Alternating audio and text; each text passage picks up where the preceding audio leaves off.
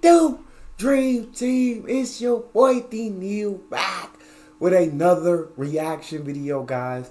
Here we are with what the German healthcare system has taught me. It's been a minute, but we are back with Miss Haley Alexis. Before we dive in, make sure you subscribe, ring notification bell, get a video a thumbs up so it gets suggested. Let's talk about the healthcare system. Hi everyone, what is up? My name is Haley. Welcome to my YouTube channel. If you did not know, now you do. Hey you guys, what's up? So in today's video, y'all, I'm going to be talking about one of my favorite topics, and it is the German healthcare system. This video is probably going to be titled What the German Healthcare System Has Taught Me. I don't know exactly what I'm going to call it, but something along those lines. And I'm just going to be going over some things that the German healthcare system has changed about me or my mindset, and also things that it has taught me as well. So I'm not going to make this intro too long, but you should subscribe. It's free. It helps my channel. Same here. Everything she said about her channel, same to mine. Please. You should also like this video, give it a thumbs up, and leave in the comment section if you like the German healthcare system, or if you don't like it, what are the cons about it, and yeah. Let's get right into the video. But as most of you guys know, I really love the German healthcare system. I know that it has pros and cons, but it has done and accomplished so much for me in my life that I can only talk about the positives and be grateful towards it. So the first thing I'm going to talk about are 2 points, and they're basically just the flip side of a coin. And the first one is going to be that living with medical fear, I guess would be the word, is horrible and exhausting, and that is something that the German healthcare system and German insurance system has taught me. So an analogy that I can make for people to understand, because maybe you want something other than healthcare and like body issues, when I was young, dumb, and broke, I owned a car. The car had a few issues. They were very minor. The windshield didn't work. The AC was broken. The battery needed to be replaced. There was a belt that needed to be fixed. They were just very minor issues that added up. But I didn't have the money to fix those things or to take it to the car shop to get an estimate, and I was always scared to get an estimate because I didn't want the sticker shock. You take your car to get an oil change for 50 bucks, you get a bill that says, hey, we need to repair all these things for 5,000. Factual. She ain't lying. And oil change is the cheapest one around 50 bucks, yeah, but hey, you're gonna have to come change your oil quickly again, so I get the one that lasts longer. And I'm paying around 90 bucks an oil change now. But Jesus, so yeah, I know I could learn to do it myself. It just takes too much time. I tell you to, I just rather get it done quick, easy, done.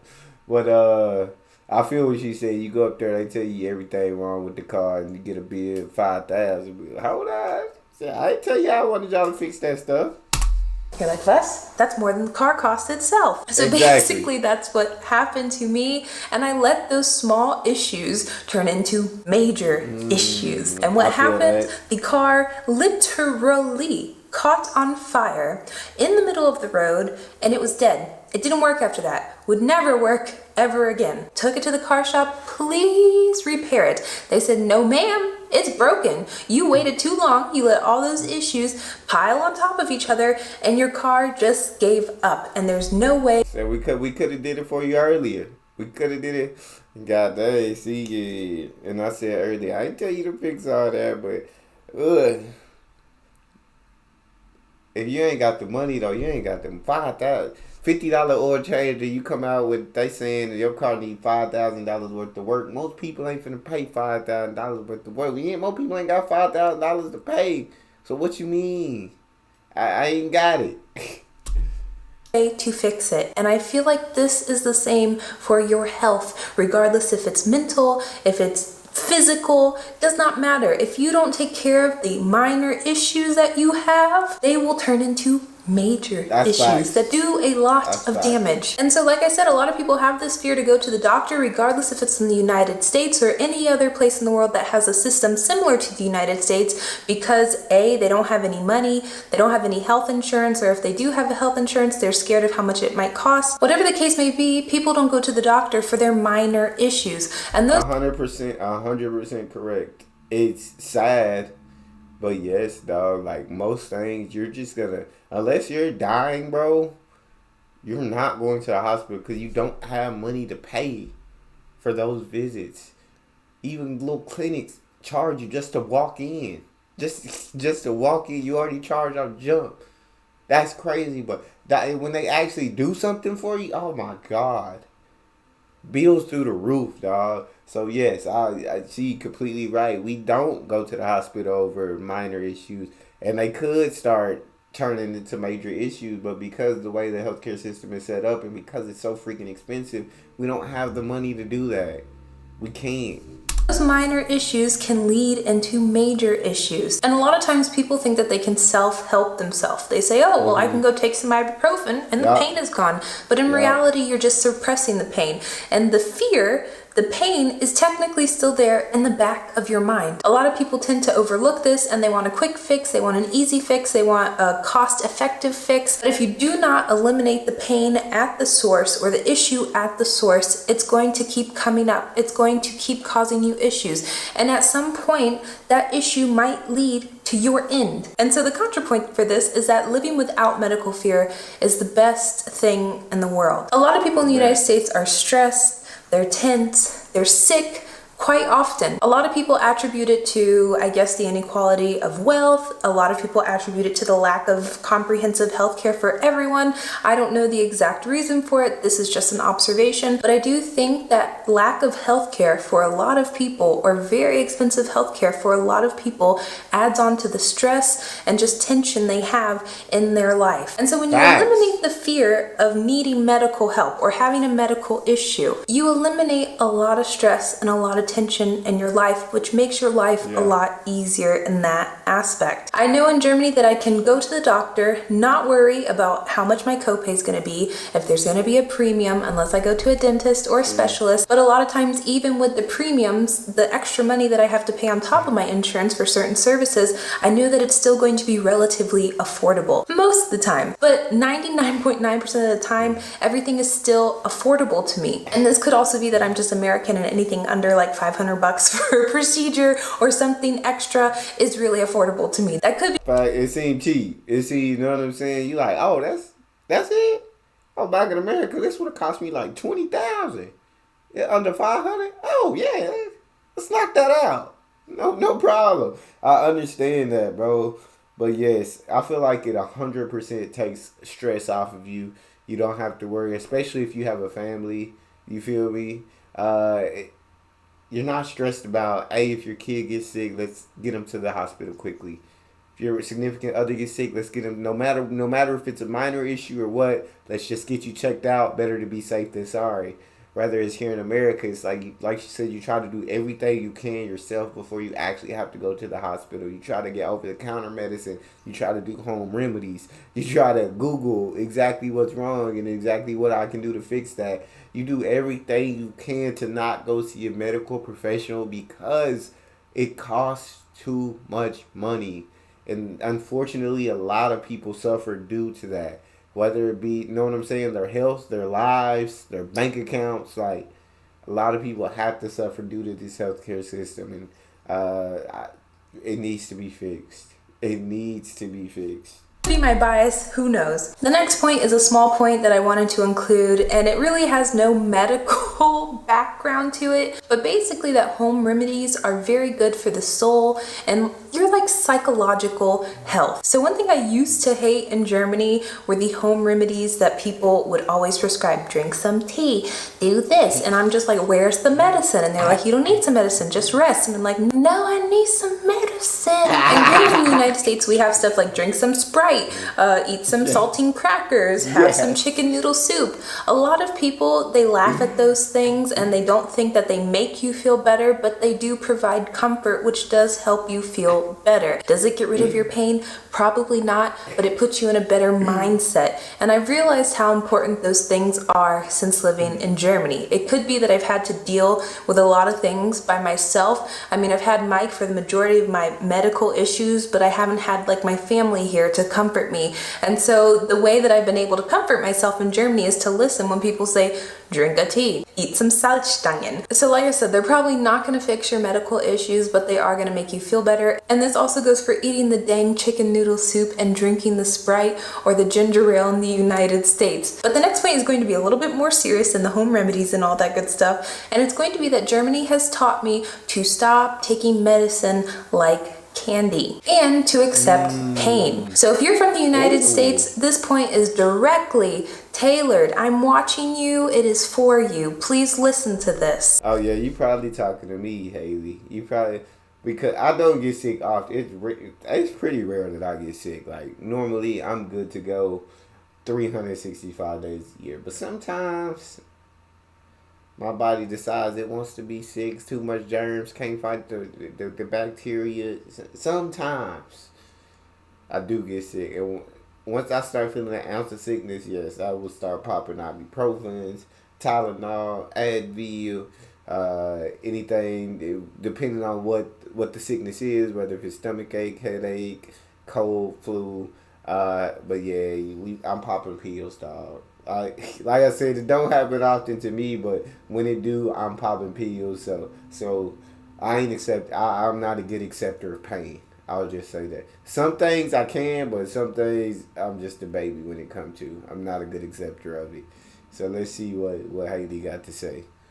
When I first came to Germany, one of the things that really annoyed me, and I've talked about this a few times as well, is when I went to go buy ibuprofen or some type of minor drug to me coming from the United States, I got a humongous spiel about how it was bad, how I needed to be careful, don't take too much and do this. And I'm like, it's just ibuprofen, what could go wrong? And that, my friends, is a big problem. Over-the-counter medicine, they are still drugs. Aspirin, ibuprofen, what else is there? Advil, all of that stuff that people take is still or are still drugs, and they have detrimental impacts on your body. I know a lot of people that wake up and they say, hey, I'm gonna take an ibuprofen because I have joint pain. Instead of thinking, why do I have joint pain? Is it because maybe I've been inactive? I've been very lazy. I haven't exercised in 24 months. Is it because I haven't even stretched in 365 days? Could that be the reason? Maybe so, but instead of actually going to find the source of why you have this issue that is forcing you to take ibuprofen to live a normal life, you take a pill, and that's not okay. And also you need to be able to understand your body and the pain that you are feeling and where it comes from, and you can't do that when you are constantly swallowing pills like little pieces of candy. And when you're able to take those over-the-counter medicines out of the equation, you can maybe say, okay, maybe I don't need to go to the hospital, it's not that bad. Maybe I'm just hungry.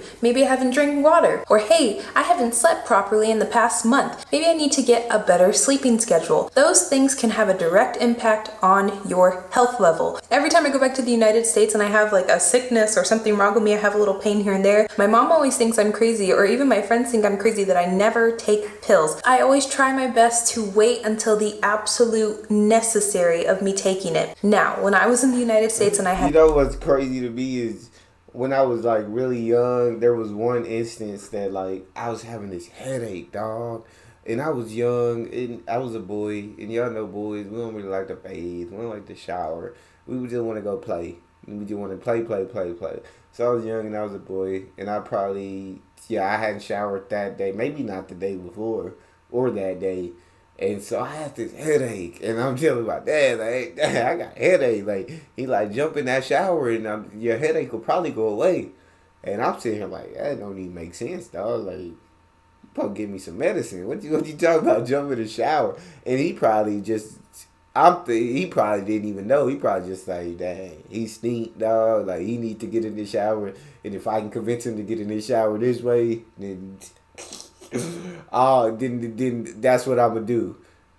But bro, I literally I think it was a bath, not a shower. I literally took a bath, dog, and I came out of that bath feeling better. Like literally, my headache had disappeared, and I was legit astonished. Like, how, Sway?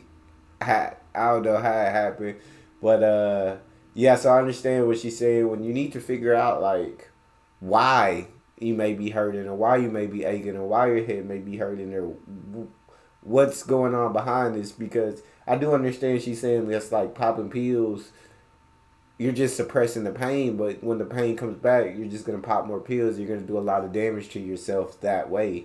So before you start doing that, hey, how about you figure out why you're feeling this way?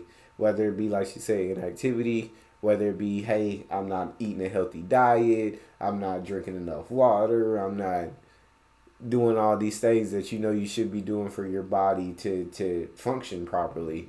But dang, I feel this. She's doing good with this one. She educating and informing on this one. Pneumonia, and I went to the hospital. The doctor prescribed me, or tried to prescribe me, Vicodin. If you guys don't know what Vicodin is, it's a very, very, very strong medicine. And granted, during that time, I was in very, very, very excruciating pain. I literally felt like I was going to die. I was scared for my life, you guys. But I asked, hey, is Vicodin really necessary? Can I just take like ibuprofen, Advil, aspirin, any of those things? I know they're all different, but I was just trying to find a solution. And he was very shocked and confused that I did not want to take Vicodin, that I did not want this hardcore medicine. He was like, well, you don't need to take it, but it makes your life more comfortable. And I'm like, will I be comfortable if I take ibuprofen as well? And he was like, yeah. And I was like, okay, then I'll do that. And so later on, moving forward, I just took like 2 ibuprofen every 8 to 10 hours. And granted, I was still in a little bit of pain, but I also was going through a humongous medical, situation in my life. I had very bad pneumonia. I was not able to breathe properly. I had fluid in my lungs. I had fluid around my lungs. I had inflammation. I was miserable. I could not eat. I could not sleep. I could not lay on my side. And so I was in a lot of pain. But I needed to accept that I was in a lot of pain because I was in a lot of pain, if that makes sense. So it's just made me realize that I don't need that much medicine. The next point is going to be how bad medicine, over-the-counter medicine, any type of medicine is for anybody. So a lot of people tend to forget, especially in the United States, that over-the-counter medicines are also drugs, and drugs are not good.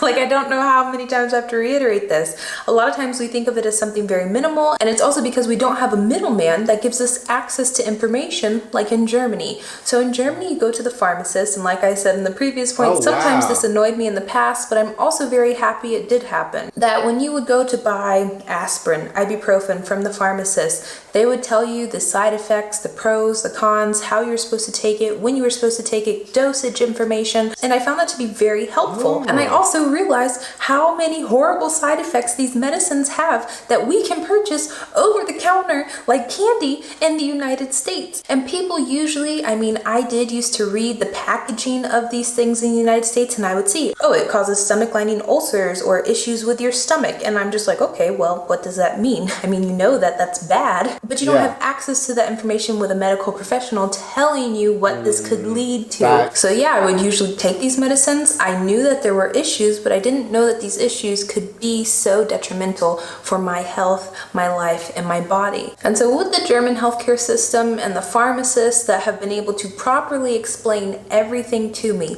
even if it's something as minor as a 200 milligram ibuprofen. So it's just a point for you to think, do I really need this medicine? There are people that need insulin. You need insulin, but do you really need an ibuprofen, an Advil, or an aspirin every day of your life? Every ounce of pain in your life? Probably not. And the last point, you guys, is going to be a very personal point, and it's going to be something that I've changed my mind on drastically since living in Germany and dealing with the German healthcare system, and it is going to be, no matter where I live in the world, if I were to go to the United States tomorrow and live there for the rest of my life, I would get health insurance. I used to live in the United States and think that health insurance was something that maybe was just for rich people, or it was just something I did not need because I did not go to the hospital or go to the doctor that often. But since living in Germany, it provides me a layer of security. It provides me a safety net if needed. And what I have received from having health insurance is not just having a healthier Haley, it's just having a better quality of life. And I want that to be my life no matter where I am at in the world. And so I guess that's the point that I've changed on the most, and it's something that you should look into no matter where you are at in the world. If you have access to health insurance, if you have the ability to get health insurance, please think about doing it. Please understand that it's something so much bigger than physical pain or going to the doctor for a checkup. It has such a huge impact on your quality and standard of life. So yeah, that's it, you guys. This video is probably extremely long. I hope you liked it. I did. Like I said, I probably will never talk bad about the German healthcare system because it has helped me out tremendously in my life. Probably a lot more than the United States has. So, yeah, with that being said, love y'all. Thank you for watching. Have a wonderful day, and bye. Bro, that was very educational and formal. And I appreciate her for making that video. That was dope. And yeah, as someone who doesn't have healthcare insurance, because I just don't want to pay $100, $200 a month for health insurance just to have to pay a copay or a premium, just to pay a certain amount before health insurance actually kicks in.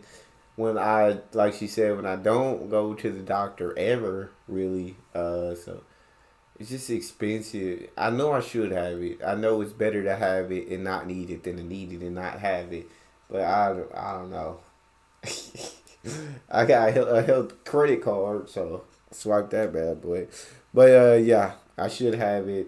She's right about the over-the-counter medicines. You don't really look at the side effects. You don't really look at the packaging. You're really just trying to anything to make the pain go away. And so there's some pains you just have to accept. Like she said, you should definitely not be doing it every day of your life. Like, that's crazy. And for every ache and for every pain, sometimes you just have to accept the pain. That was a dope video. Shout out to Germany and their healthcare system. Make sure y'all subscribe, ring notification bell, get a video a thumbs up so I can suggest it. It's your boy D Neal, out.